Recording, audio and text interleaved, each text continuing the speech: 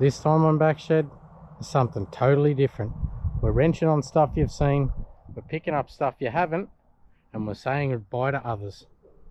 Stick around, take a look.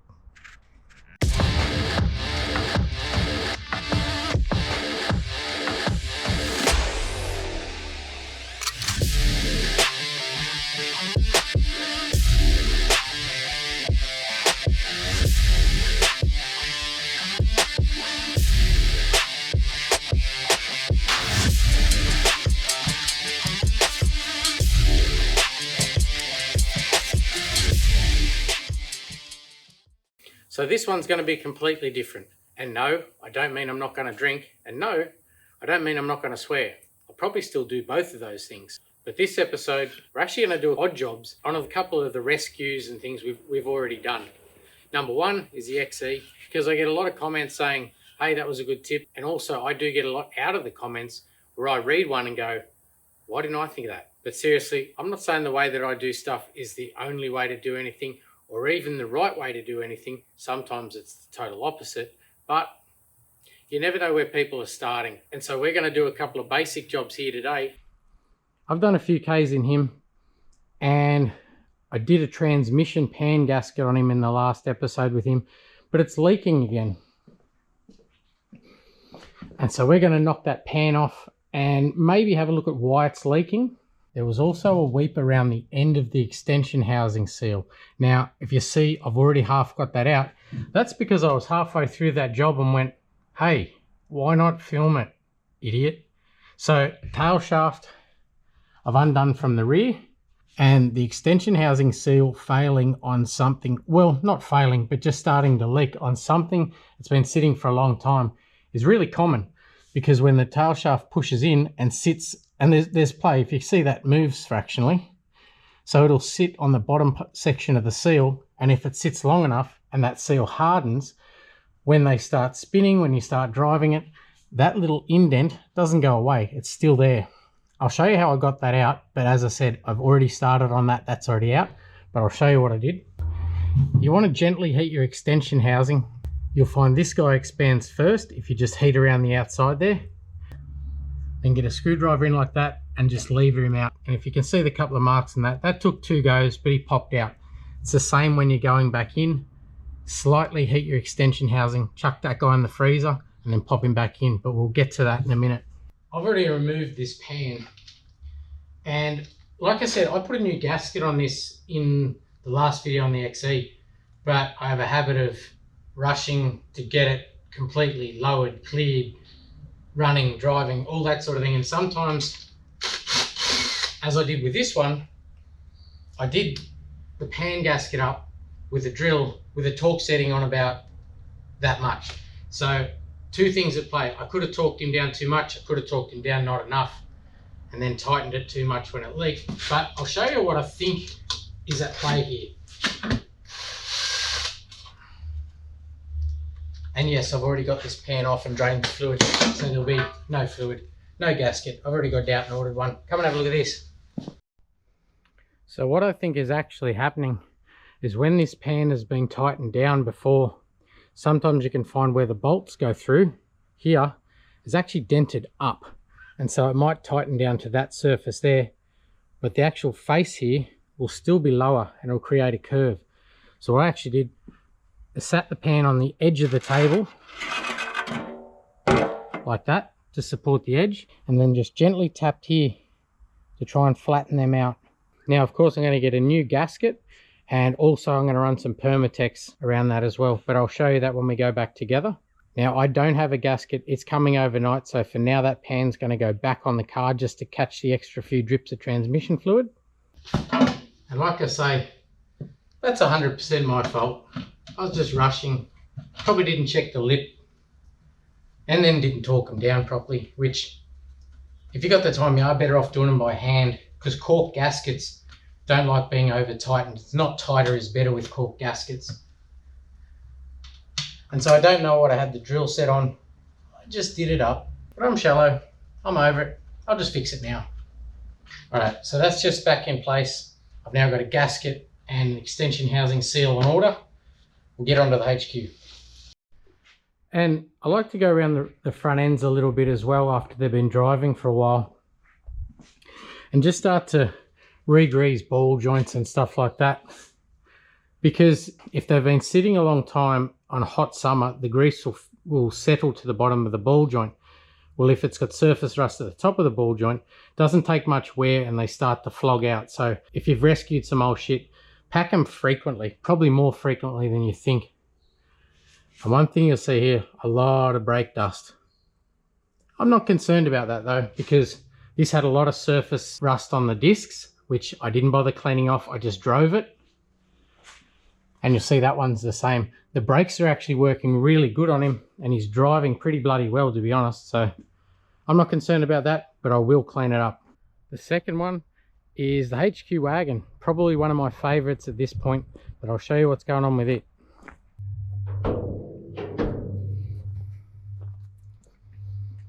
And this one is probably one I've done the most Ks in, but if you see there, just where my finger is, there's no head on that stud.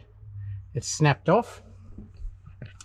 And if you see there, there's no head on that stud either. It's also snapped off. Now at the time, that wasn't leaking bad enough I could even hear it, but I knew they were there. Well, after driving it for a few hundred kilometers, you can see the black there. And that's a sign of exhaust gas escaping, but that one's still pretty quiet. This one, however, is ticking away, and maybe I can only hear it because it's close to the firewall, but that one's making a hell of a racket. So we're going to knock the extractors and intake manifold off that guy and do those two studs the rough way, which is probably the right way. So I'm driving home from work first thing in the morning, and listen to that.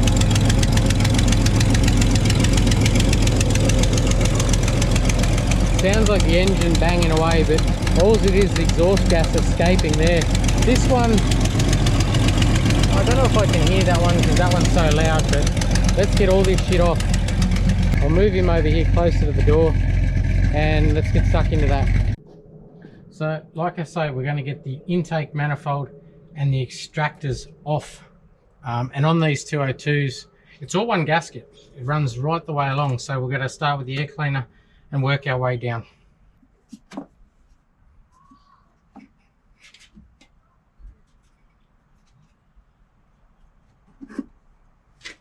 She's sucking a bit of oil out of the breather there. Oh well, I'll ignore that. And I'm just going to put all the bits we removed just in the back there. So the intake manifold and the carby have to come off. I'm not going to pull the carby off the intake. I'm literally just going to undo these bolts. But I'll get rid of, that's the vacuum line, and I'll undo that fuel line.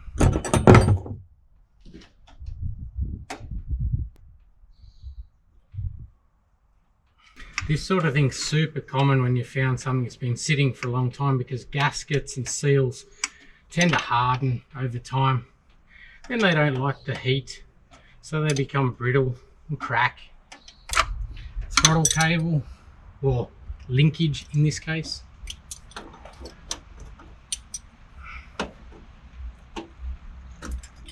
Oh, what was that? Where'd that go? That was a little spring that goes in there, I guess to take up a bit of the play and the slop. So I'll put him back on. Vacuum line, come off. That, come off. My booster vac line, ooh, that one's off. There you go. Chuck that one in the back. We've got a couple of heater hoses, one vacuum line, and we can start taking that intake off. And the brakes are still working well. If you remember, I had my doubts about the booster. They're getting better and better. Had a lot of surface rust the same way the XE did on the disc, and so they've only improved with driving. But the brakes are going good. That's that. Don't lose your clamp. The old heater hose clamp doesn't want to play ball. She's obviously not in the greatest of health. You can see that is a bit of oil there, but she's 50 years old. Alright, so heater hoses are off, vacuum lines are off, throttle linkage is off, we'll just start on doing these guys. I think they're about a ½ inch or something, or 9/16, whatever. Now, ladies, if you see a man do this, back away slowly. That is a good little technique for getting a tight bolt or nut undone for a bit extra leverage, but when it goes bad fast. You're essentially linking the spanners one into the other like that to increase your leverage, but as you can see, it turns left or right. You end up with, you know, skin knuckles and questionable language. So I'll just go along and undo. There's 1, 2, 3, there's only 4 for the intake. So all those bolts are off, choke cable's off, all the lines are off. So that guy just comes off like that. Gets fuel everywhere. I know. Well, water. And that's the extractors pretty much falling off, because the only two holding them on, other than the ones that also hold the intakes on, are the two that are broken off. So I guess that's that. But I'll show you one thing. So like I say, some of these studs actually hold the intake and also the exhaust on by way of a spacer that goes across. And when I take them out, I like to lay them out and number them, because they're not all the same. See, that guy's twice the width as that guy. And sometimes when they fit extractors, I've actually seen these fellas ground down because the intake manifold would have been thicker than the extractor plate, and so they grind them down. But this one's had something different done. This one has had what looks like little strips of cut up Allen keys, because if you look, they're actually hexagon. So I don't know whether it's the manufacturer of the extractor welded them on there, or somebody cleverly thought, well, I can fix the gap and not have to grind those spacers down, I'll just weld a old Allen keys to it. But they've spaced the extractor flange out to the same thickness as the intake. So I'll scrape that gasket off, clean up that surface, maybe give that surface there a bit of a clean, and we'll start putting the gasket back on. So we're doing this just in the nick of time. It was blowing it there as well, look at that. That's just brittle. Maybe why it was so loud is it wasn't just that one, but it did sound like just one. It's a telltale sign or giveaway when you see all the black up around the head like that, that the exhaust gas is escaping there. See on that gasket? It should look nice and clean like that. It doesn't. Leaking. So now I'm just going to go along and wire wheel all around the gasket surface, and of course clean up these little studs.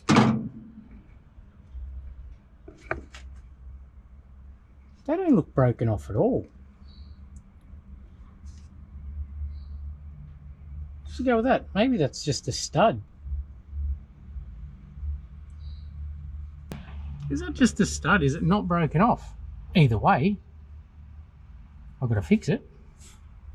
You 202 boys, is that a stud or is that a snapped off? It doesn't look snapped off.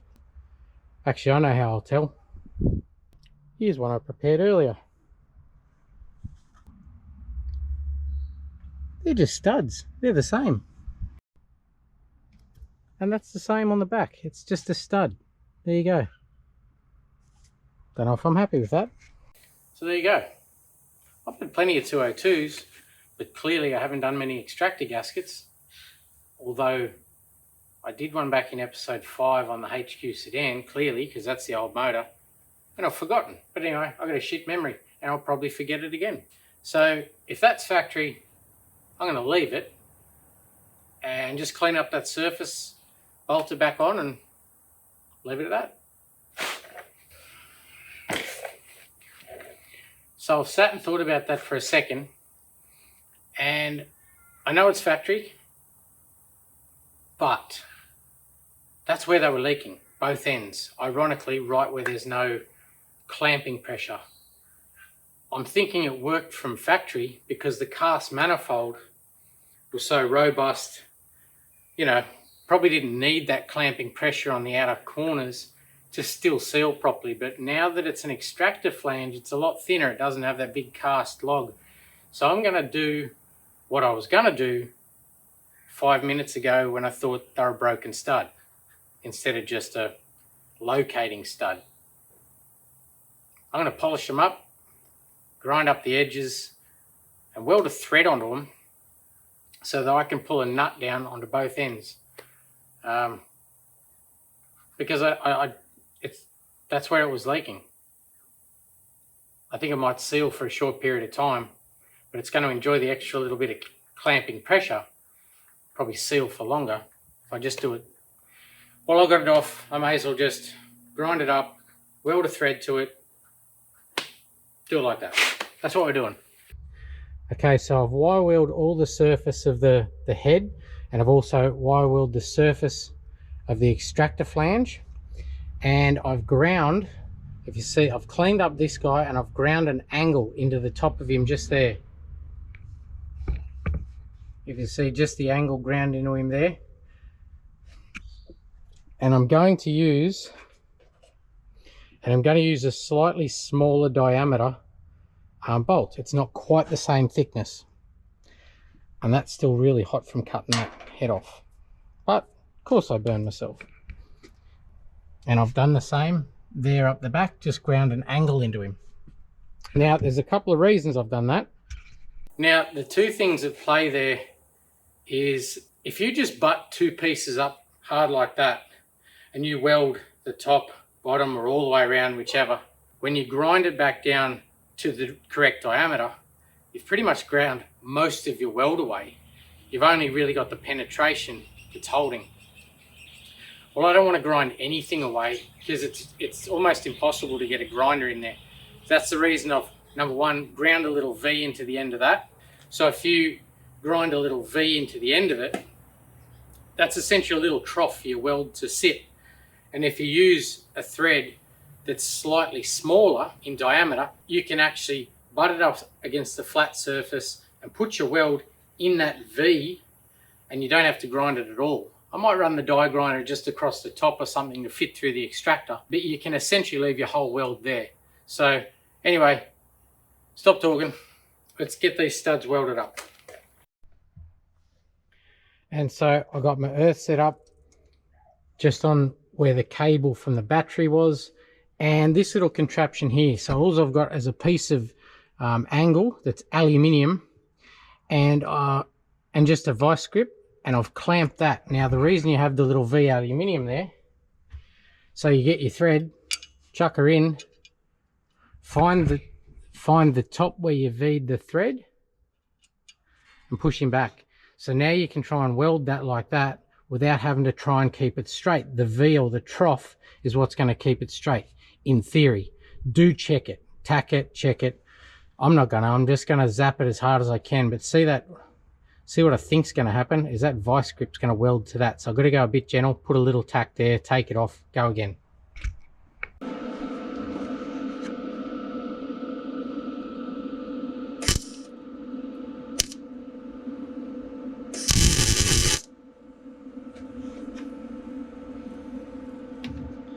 There you go, didn't even weld me vice grip. So I'll take my bracket off, and that should be straight enough to not have to grind me weld. I'll just do the back one. I'm just doing the same again at the back, but I actually had to get a narrower vice grip because that stud's actually shorter. And that little tray, if you'd imagine trying to hold that back there, to be a pain in the ass. But that little tray, you can use steel if you want. You don't have to have aluminium, or copper's another one. But if you use steel, I guess you run the risk of, if you go a bit wonky, you weld your little tray to the bolt. So I use aluminium. Anyway, I'll zap that, stop talking.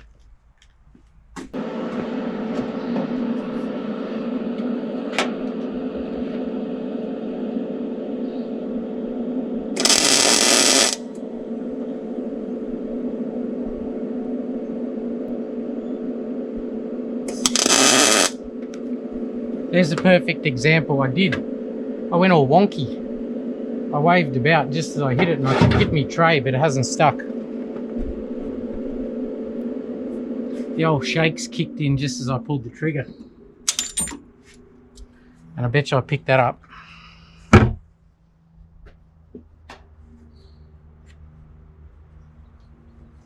Yeah, even through that rag, that's hot. Christ.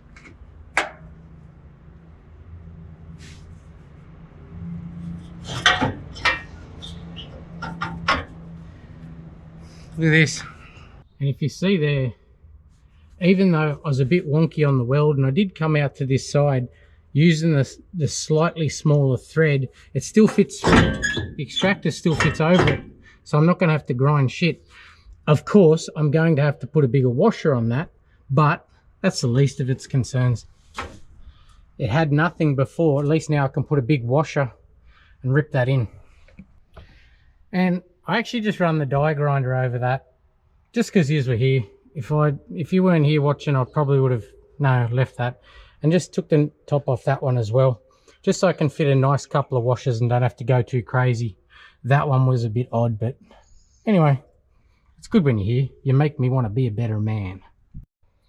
So gasket on, and you can't mess this one up. It only goes on one way because the front pins are offset. One's high, one's low, whereas the back pins are the same. And literally that top of the flange is thicker. It will hit on the block, so it can only go on the one way. Don't need that anymore. So I'll put the extractors in place. Just like that. That went on with one hand, which I was amazed because that is a bit longer. And then, like I said, I'm going to use washers on here, but I'll get the intake set in place, get a couple of those bolts in.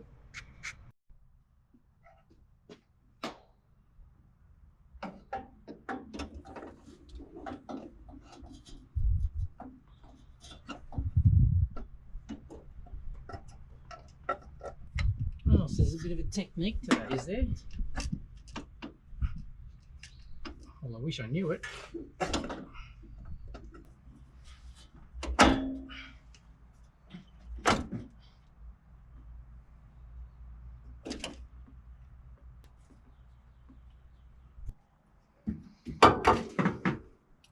I'll put this one in. Oh, drop it. Okay, so I've got that back one in. I'll just pull him back here, put him some WD on the end, because if it's dry and a bit shitty, it'll feel like it's getting tight, but it's only the rust binding up.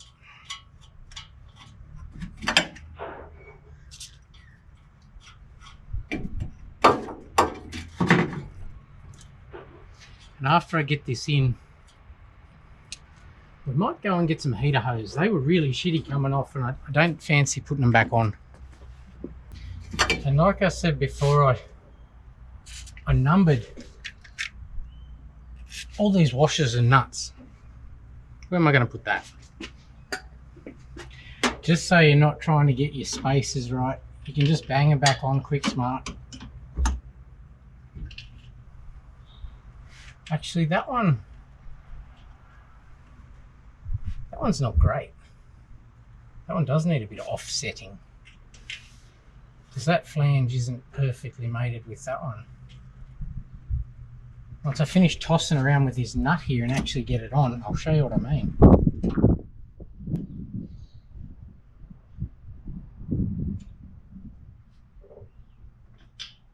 Oh no, it's alright. I'll show you why I thought it was sus.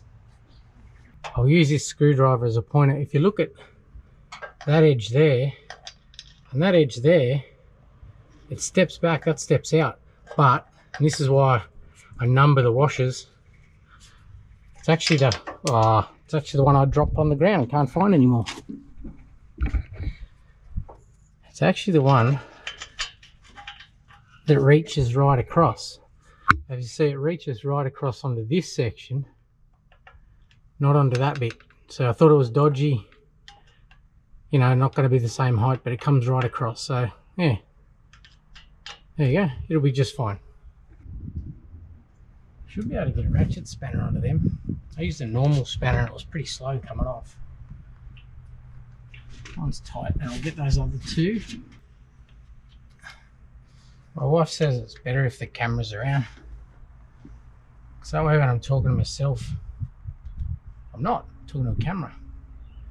So I seem significantly less crazy since you guys are here. Thank you.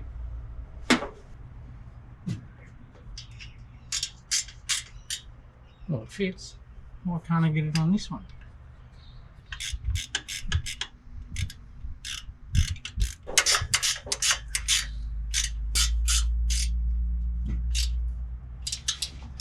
There's no way that would have sealed without pulling that end in. We've done the right thing.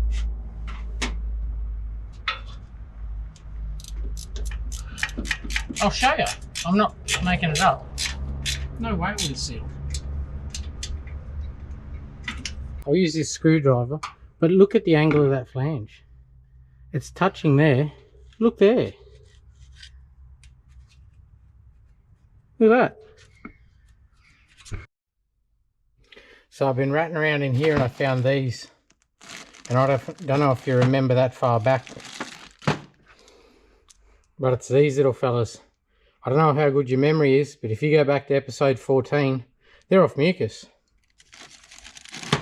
I only need 2 of them, but they're the ends of his adjustable alternator bracket.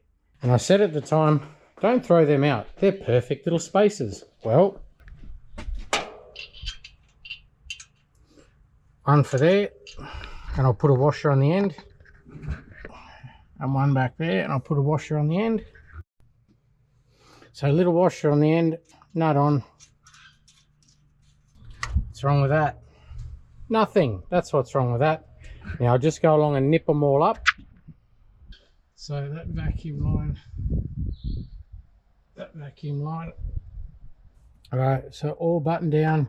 Vacuum line's back on, carburetor's buttoned back up. Oh no, it's not. I still got me fuel line is the last thing I've got, but that's it. Other than that, I'm not going to put the air cleaner back on yet because I'm going to zip to town and just get some new heater hose. This heater hose is not great, so I may as well do that while I'm here. Yeah, right. So we'll go for a drive. We'll get some heater hose. Well, bit of a change of plan. Not really, but I'm not going to zip to town and get some heater hose because my gaskets for this guy will be there in the morning. So I might knock off 5 minutes earlier today than normal and wait till the gaskets are there, then go in, get hose gaskets. But when you start into them, those little jobs might seem simple, but we all know you're one broken bolt away from an undescribable rage, followed by a moment of silence, stillness, and personal reflection. But that's all good. It went well. Anyway, see you in the morning.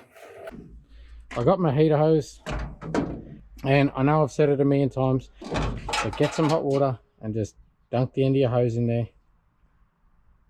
That'll soften him up and just allow him to get on there. Then we'll just jam him on there. The hot water's just going to expand it a little, just so you can slide it on a bit easier. And I'll just run him round, cut him to the right length. That was the worst cut ever.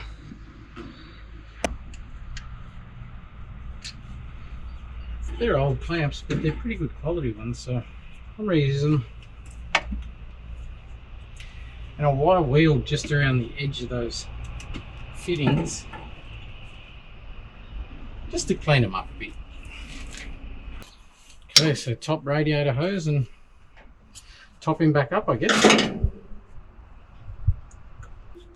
And yes, that water neck was pretty bad, but anyway, it'll be right. Alright, we'll top him back up. I could use another flush. So take a look inside this radiator. If you remember, we flushed this last episode, but this has done about 500 Ks now.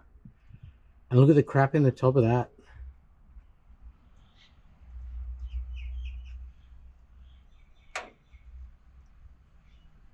That's not great. But that's what I was saying in the last episode about heat it up. It'll dislodge junk out of the block and then it'll end up all being in the top because it's returning to the radiator this way. So I've knocked that hose off. I'm going to jam the hose, same as I did last time. Jam the hose up there, see if we can't push a bit of that out this way.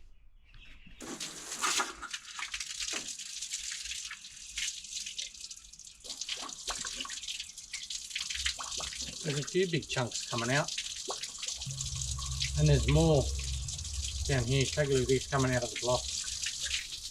Look at the colour of that. It's starting to clear up now, but that was really orange. And we've already done this once, if you remember. So just from daily driving him, he's obviously heated up. Just moved a bit of stuff from the bottom of the block to the bottom of the radiator. But maybe I won't put coolant in it just yet. I might do that a couple more times.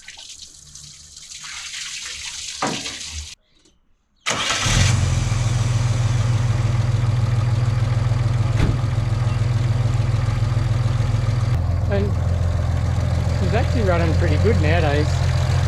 And now with that exhaust leak not there, you can't hear that fluffing. Still a little bit of a sad lifter back there. You can just hear him ticking away, but at least it's not an exhaust leak.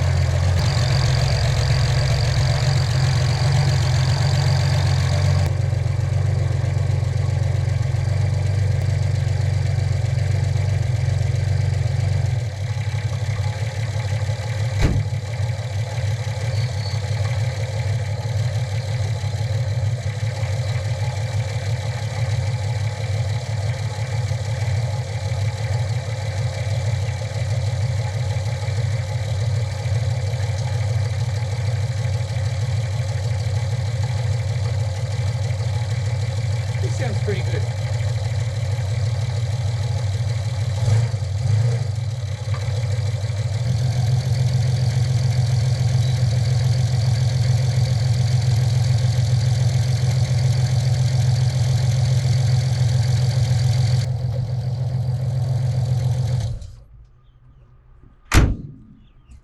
And the other thing that deteriorates quickly once you've got some of this junk running again is you'll find if there's a bit of surface rust or something like that on inside those alternators, they'll wear the brushes really quickly after you've done a few Ks. That one's not making any noise, so it sounds okay, but I was just checking that it was still charging.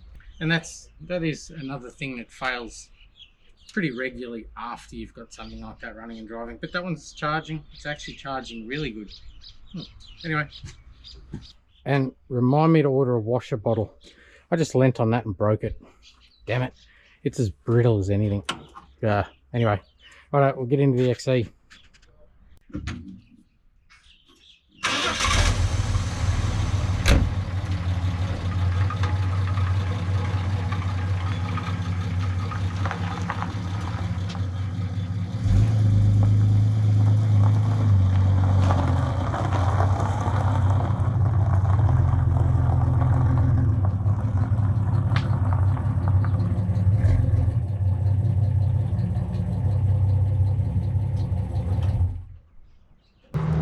And just with these cork gaskets, they can be a bit hit and miss.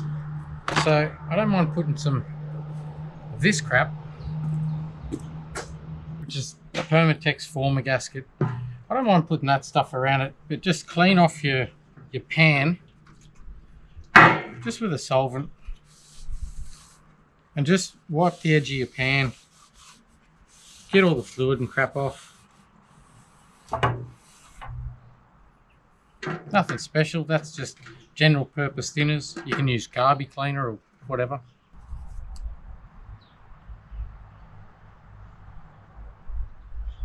And just smear a bit of this stuff around it. Did I say I like a bit of it? I actually like a lot of it. I have pretty good luck with this stuff. Can't have too much luck, you're doing it again. I wonder if it can go both ways. Is it perfectly symmetrical? Yes. To answer that question, yes it is. Can't remember if I showed you we tapped down the edges of those bolt holes too. I think I did. Oh, I know I did. I just don't know if I showed you I did it. Sometimes when they're over tightened, puts dents in the pan around the screw, so it's a high spot. And then the center doesn't touch. That's probably not enough on that corner there, buddy.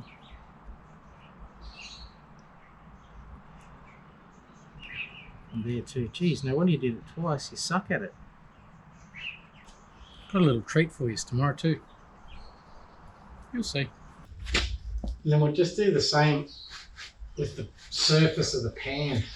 And I did put the pan back on this guy last night just to catch a few drips and that, but you'd be amazed how much more fluid came out. It nearly filled the pan again. So lucky I didn't just leave the pan off. And just go around with your solvent and clean the face of the transmission as well. Make sure there's no fluid. It's nice and clean. Give it a better chance of sticking for the second time, I mean. That's probably what I didn't do last time. Or over torqued it. Because that's easy with these cork gaskets. You tighten them up too tight. You think, oh, tight is better. No, not with cork. Just make sure you get no fluid trying to get back on that edge after you've cleaned it. It's pretty good. I'll get the pan. Which way does it go, you dish? Oh, yeah, that way the filter's there. So I might put that, my bolt holes, to keep the gasket lined up.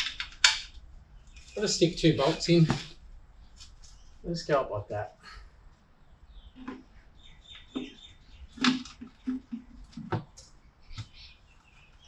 Actually, I bet you I know why it leaked last time. Because I gave it no time at all. I literally did the bolts up, chucked the fluid in it, and drove it. Whereas this time, I'll get these guys in it. I might even leave it for a couple of hours. So let it set up. I'll get the bolts. And if you're wondering why I'm not putting the hoist completely up, so I can actually stand up properly under this thing, is the wagon's that long, it's actually going to hit the roof. So if I put it up any higher, I'll be able to stand up straight. But I'll actually have a bit of a skylight in my roof where the wagon's roof rack is going through the roof of my shed. I'm not complaining, better than nothing. A couple of good jack stands and a jack to be able to do this just as easy. Don't need a hoist. Oh, got me head again on the same damn thing. Now I'm wishing I did push it through the roof. It's not much giving them. They're not super flexible. Apparently my head is though. And so I've just snugged them down. You can see if you've gone too far with a cork gasket, because you'll see it bulging on the side. You don't want it bulging. There you go. I'll let him sit up for a while. Stop belting me head on the bloody hoist.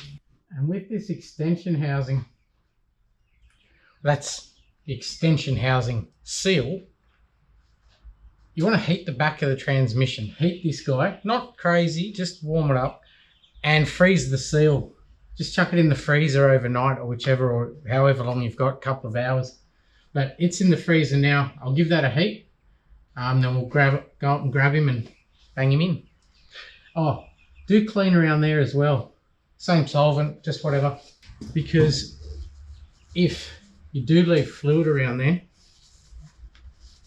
it's more likely to leak. This is where you go, hope that wasn't too flammable.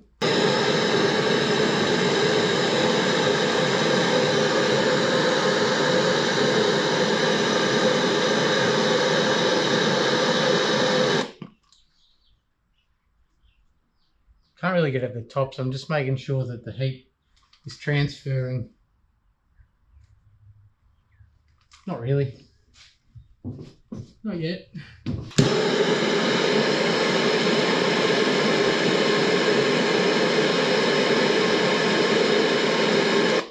Do your best to not catch the underside of the car on fire. or your carpet or anything like that. If you happen to have a 4-speed, you know, hole or something.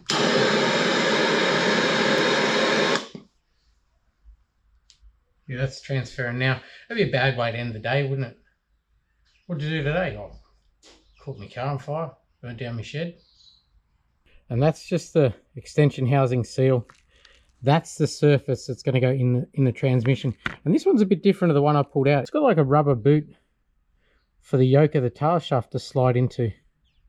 And I'm just going to get, that's just an old, I think that was an old collector off Mucus's headers, but it fits over that guy quite nicely and just pushes down, and that'll just sit around the edge of that. And I'm just going to tap. You could put a flat plate over that end, make it easier so you can tap in the center, but I think it'll go in quite easy, which is famous last words. And then just, like I just got it sitting in that. I'm just going to pop him in there. And that's just a rubber dead blow hammer. Not rubber, plastic.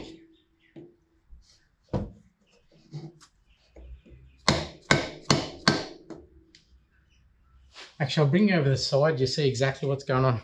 If you just see that's the edge of him there, and just go around the edge.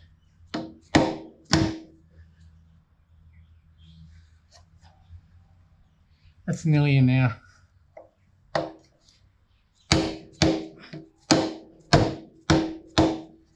That's actually still got a little tiny gap, but that feels bottomed out, so I'm not going to torture it by bashing it in any further. Maybe there's a tip. Check the depth of that and the depth on your seal. I didn't do that, but that's evenly gapped right around. So I'm thinking it's bottomed out. And with that in, we'll get the tail shaft. So fitting the tail shaft, you just slide him straight in, bottom it out as far as you can without forcing it. So if he's in that transmission just far enough, you get him up past the uni, past the yoke, and just slide him back into that coupling.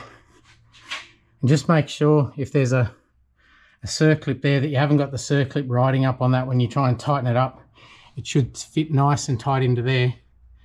And I'll put the bolts back on this guy and pull him right in. And that side looks okay as well. But I'll get these clamps. And these guys are just a clamp. A lot of cars will use a U-bolt. Just pop the bolts back in. Get the top one started. Just give him a wriggle, see if you can get any sideward movement. There shouldn't be sideward movement because there's a circlip there on that uni that'll stop it going that way or coming this way. And then just tighten these guys down. And I know, for 99% of you, it's probably really basic stuff, but you never know where people are starting. Start with your basic jobs, go from there. So I guess that's what it's all about. Fix something new, learn something new. I learned the HQ doesn't have bolts at the front and the back of the motor on the exhaust manifold. I learned that. I learned how to find the hoist arm with your forward. I learned that. Try to go in kind of even with these two. Don't like do one up completely in and then go do the other one. Like take them in evenly if you can. Do that especially with U-bolts. Sometimes they'll bind up and you'll think you got it tight. You won't have. So go in even. Do a few on the top. Well, not the top. A few on one, a few on the other. Doesn't matter where it is. Then go back the other. And a lot of that stuff, I'm not telling you because it's like, oh, I know. I'm telling you because I messed it up. Probably done it once or twice before. Found out the hard way. I remember as a kid, I broke a lot of stock Holden diffs in that EH. And one in particular, I was in a hurry, did the U-bolts back up, did exactly what I said, whipped one in completely, and then did another one up and it bound up. And I thought, well, that's done. And then you get this horrible vibration as you go down the road and you're like, well, that's not done, clearly. So sometimes that's how you learn shit. Mess it up and don't do that again. That's it, let's drop him down. So I didn't bore you with a little shed shuffle around, if you will, because like I said, those two are now running and driving. But the last thing I want to do today is just start re-ball jointing and re-bushing the control arms. And I did it in full depth, you know, remove ball joints and bushes in that episode. So I won't do that again. So if you want to see these rebuilt in more depth, go back to episode 20. We did top control arm bushes and the ball joint on the HQ wagon, and these are actually the control arms out of that wagon, and I'm rebuilding them now because in the next episode Mucus is back.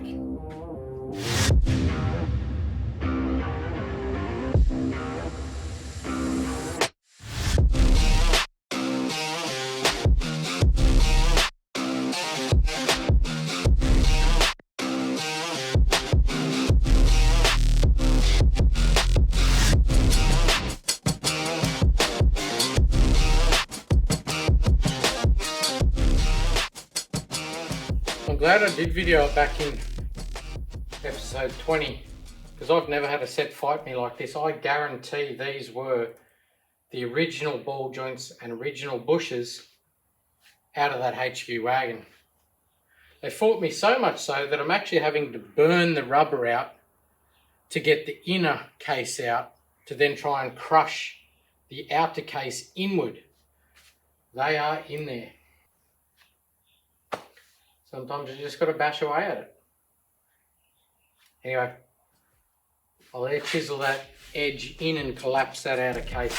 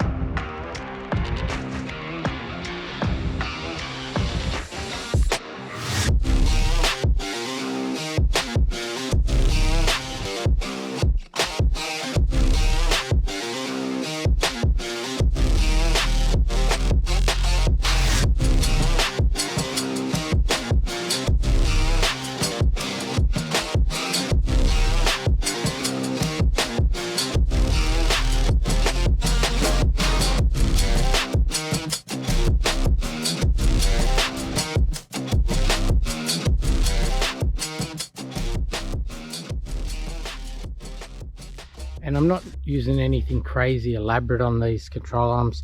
It's just a black zinc coat etch, and then just your regular old rattle can black. They come up right.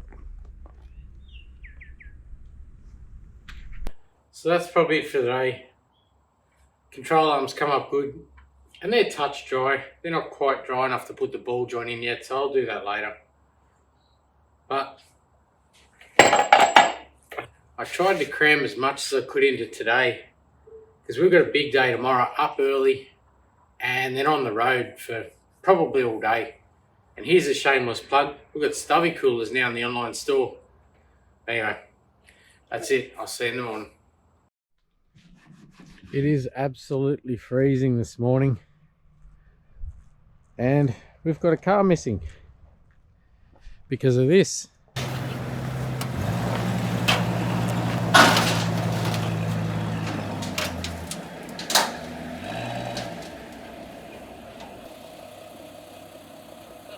So what do you do when you're an idiot and you've got another car space?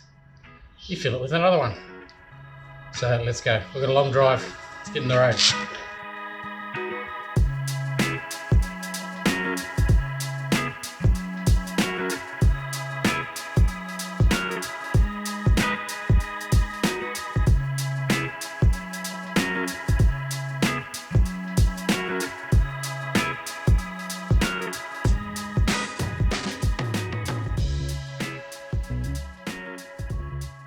So like a 35 Ford or something. Here's what we come to get today.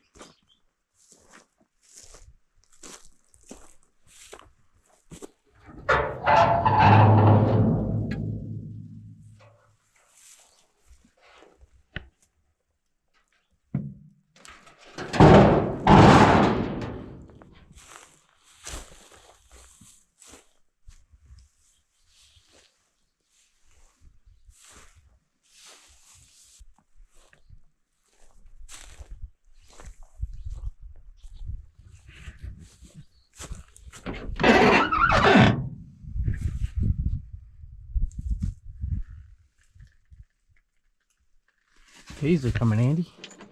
Ooh, she doesn't smell very Valiant.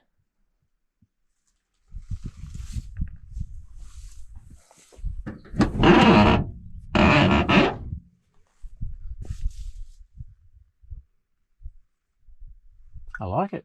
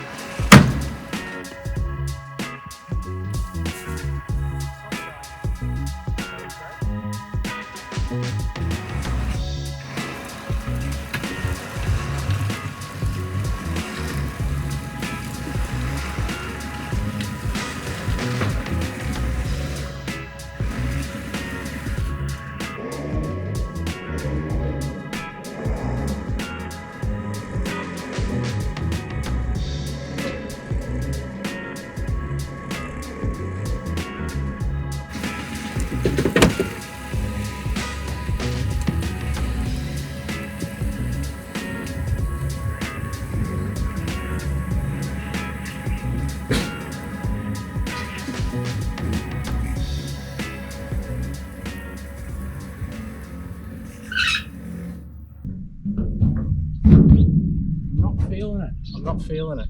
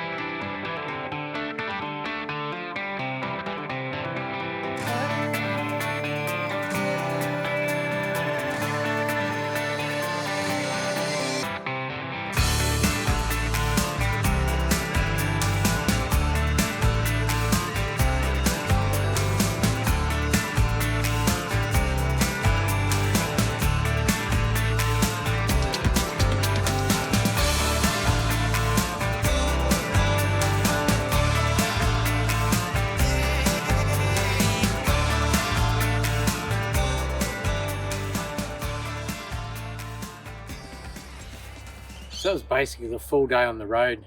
It's 5 o'clock now. It's 5 o'clock now.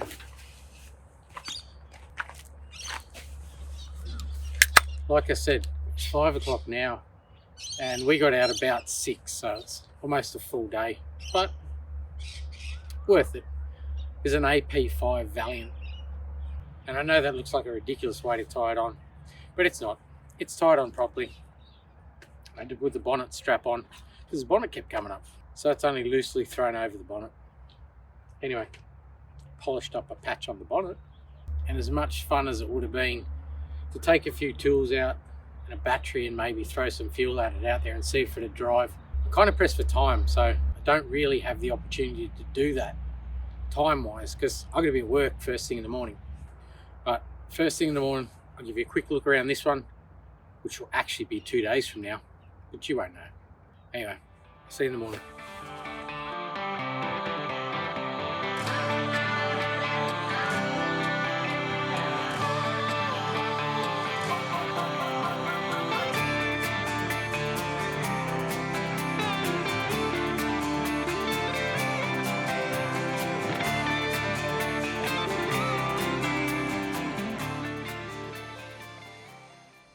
So get a go at this. The boy and I are just unstrapping and getting this guy off, and Valiants have the same stud pattern as Ford, except that I forgot, not early Valiant, so I have no wheels to go on this that will fit. So we're gonna have to skull drag this off with a bobcat, but get a go at that.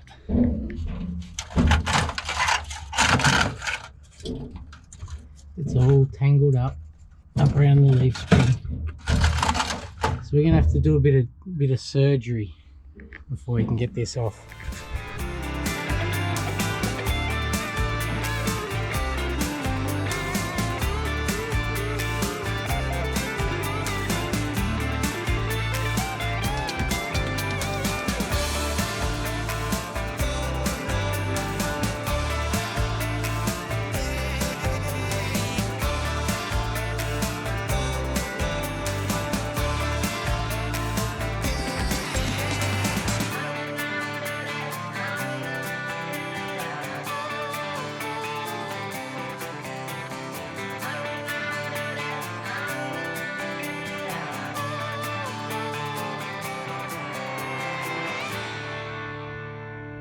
So it's actually 3 days later now.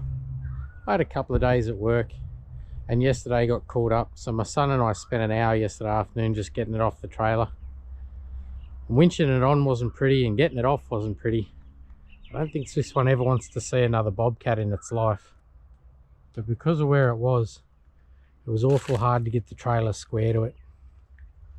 So this is an AP5, which is 63 to 65, but I think it was only a couple of months in 65. And when I first picked him up, I was thinking Valiant and Ford stud patterns the same, but I kind of forgot about the early pattern, and it did catch me out a little bit. I got a heap of Ford stud pattern wheels, but nothing early Valiant.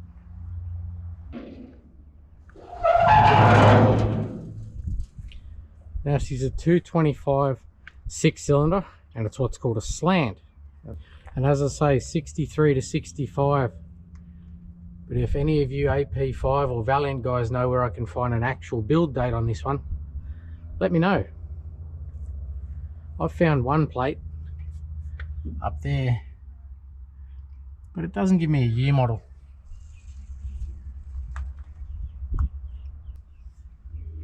And check this out.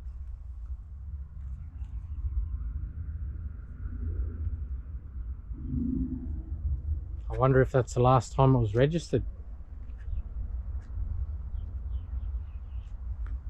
Anyway, there'll be a full episode on this one coming up shortly. So what was this episode all about? I don't know. Maybe I just wanted to show you in between full episodes, and sometimes it does take me a while to get a full episode up, that it ain't all unicorn piss and rainbows. Sometimes shit goes wrong, and call me a total muppet if you want. But I actually really do enjoy sometimes when the shit goes wrong, fixing it's half the fun. Kind of sick in a funny way, I know. You could call it a behind the scenes call it a day in the life, whatever. But that was 2 days wrenching, just on general stuff that we had to do. 1 day traveling, picking up new cars. But if I had to call it anything, I'd say what's next, what's coming, unfortunately what could be going, and what's gone. As disappointing it is for that car to go, because I actually grew pretty fond of that. Kind of think that's the whole point, isn't it, of rescuing some of this junk? Put it back on the road. I can't keep them all. And like your granddad said, money don't grow on trees. Well, neither do turbo 400s and big block Chevs, so something has to go. And like I did say, the HQ's up for sale now. He is going to go. Well, we'll see. Hope you enjoyed the one a bit different, because I certainly enjoyed it. Tail shaft will sit. Where were you filming then, you dickhead? Oh, I've done that with glasses on me friggin' head, dickhead. Not me, you dickhead. When I get the camera ready to go down there. What do I do with my razor blade? And you'd be amazed. It is not the compressor, it's the phone. If I could reach that with my foot, I'll do it. Oh, fuck's sake. Fuck, that hurt. Stupid hoist. See, now I can't think. And they got me head again. It won't hit me fucking head again. Do stick around. I'll see you next time. And thanks for watching.